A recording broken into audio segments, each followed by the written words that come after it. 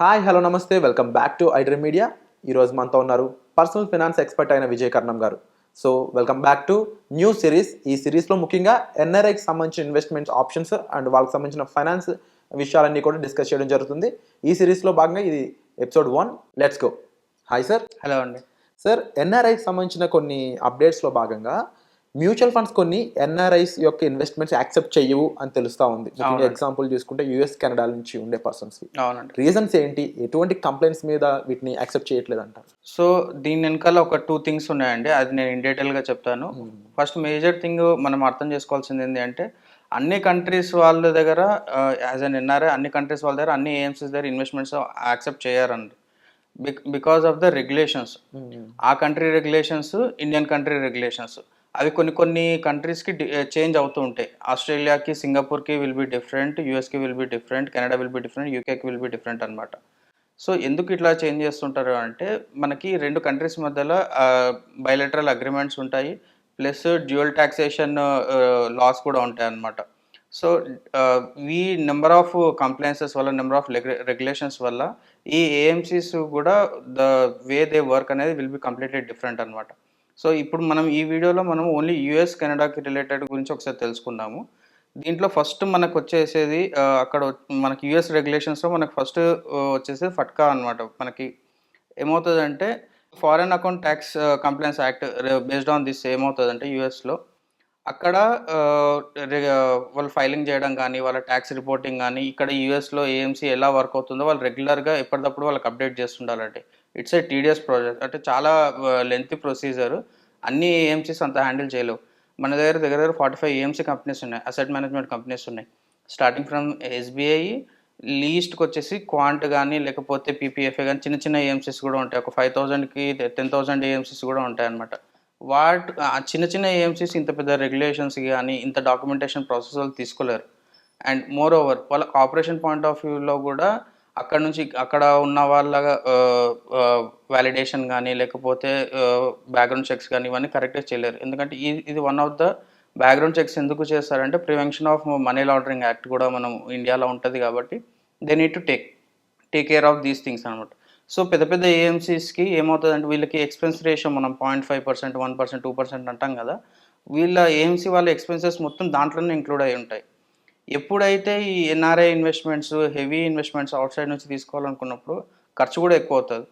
చిన్న ఏఎంసీలో వాళ్ళ దగ్గర ఉన్న ఏఎంఏ చిన్నది, దాంట్లో మళ్ళీ ఈ ఎక్స్పెన్సెస్ అంటే వాళ్ళు తీసుకోలేరు కాబట్టి only limited number of AMCs మాత్రమే, అసెట్ మేనేజ్మెంట్ కంపెనీస్ మాత్రమే యాక్సెప్ట్ చేస్తారు.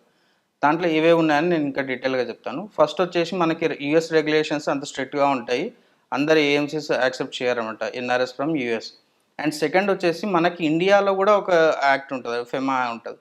ఇక్కడ ఏమవుతుంది అంటే, ఎక్కడైతే సరే మనకి వేరే కంట్రీస్లో వేరే కంట్రీస్లో ఉన్న బ్యాంక్స్ కానీ, ఇన్స్టిట్యూషన్స్తోని మన ఇండియన్ కంపెనీస్ ఎక్కడైతే టైఅప్ అయినాయో వాళ్ళు కాంపిటీషన్ని అంటే బైపాస్ చేయకుండా ఉండడానికి దాన్ని హోల్డ్ చేస్తారనమాట.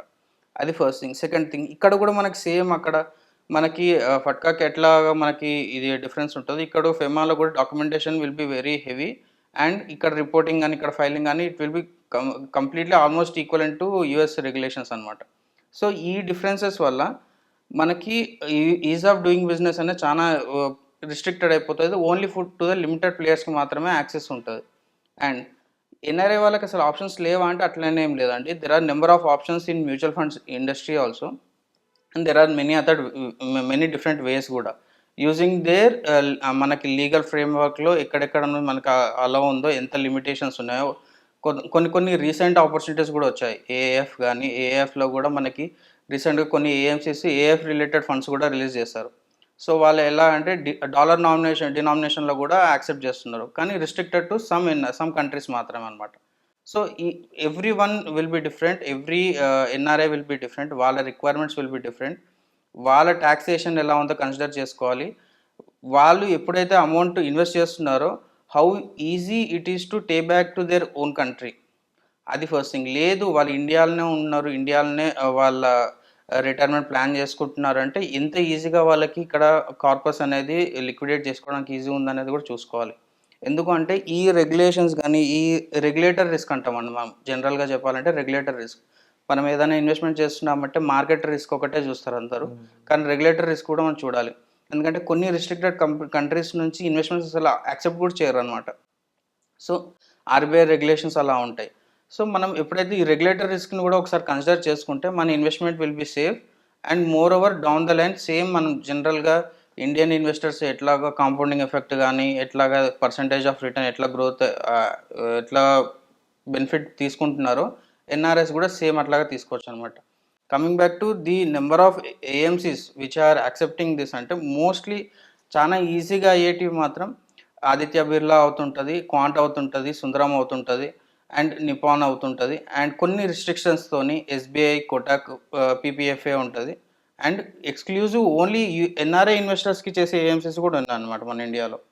వాటిలలో మనకి బంధన్ ఉంది, ఐసిఐసిఐ ఉంది, మోతిలాల్ ఒస్వాల్ ఉంది, ఇట్లా డిఫరెంట్ ఏఎంసీస్ అనమాట.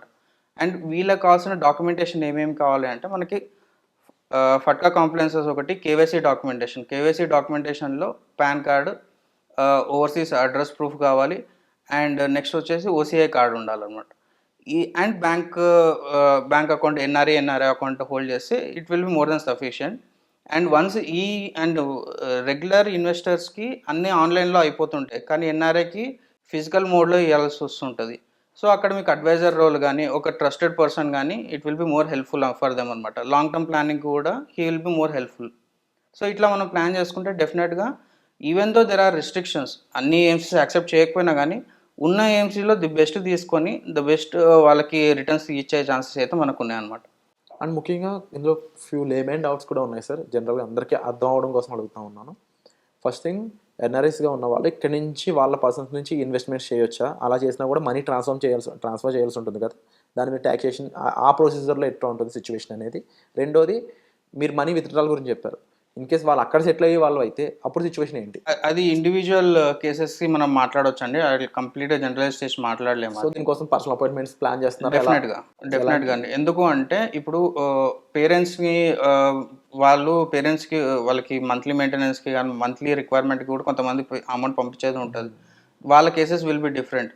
అండ్ వేరే వాళ్ళ మీద ఇన్వెస్ట్మెంట్ చేయడం అనేది as per law it is not correct అనమాట. ఎందుకు అంటే when they are out of India over the period of 18 months 180 days, more than 180 days అయితే కంటిన్యూస్గా ఉన్నారు, లేకపోతే over the period of time బయట ఉన్నారంటే they will be consider as NRI. Automatically వాళ్ళ బ్యాంక్స్ అన్ని ఎన్ఆర్ఓ అకౌంట్స్కి ట్రాన్స్ఫర్ కావాలి. యాక్చువల్గా చేయకుండా చేస్తున్నారంటే it is not as per లా అనమాట. సో అట్లా చేయకుండా విత్ ఇన్ లీగల్ ఫ్రేమ్వర్క్లో మన ట్యాక్సేషన్ అవన్నీ ఉన్నా కూడా దాన్ని బైపాస్ చేసి అంటే మన ట్యాక్స్నే ఎక్కువ మంది మన ఎన్ఆర్ఐ క్లయింట్స్కి ఎప్పుడైనా సరే ట్యాక్సేషన్ ఎక్కువ ఫోకస్ చేస్తుంటారండి. కానీ నా సజెషన్ చెప్తాను, even though there are taxes, మనకు వచ్చే రిటర్న్స్ని దాన్ని నలిఫై చేసే పొటెన్షియల్ మనకు ఉన్నప్పుడు ట్యాక్సెస్ గురించి ఆలోచన చేయడం will be the least preferable అనమాట. అంటే ఇలాంటి ప్రొసీజర్కి ఎస్డబ్ల్యూపీ, ఎస్టీపీలు కూడా డిఫరెంట్గా ఉంటూ ఉంటాయి.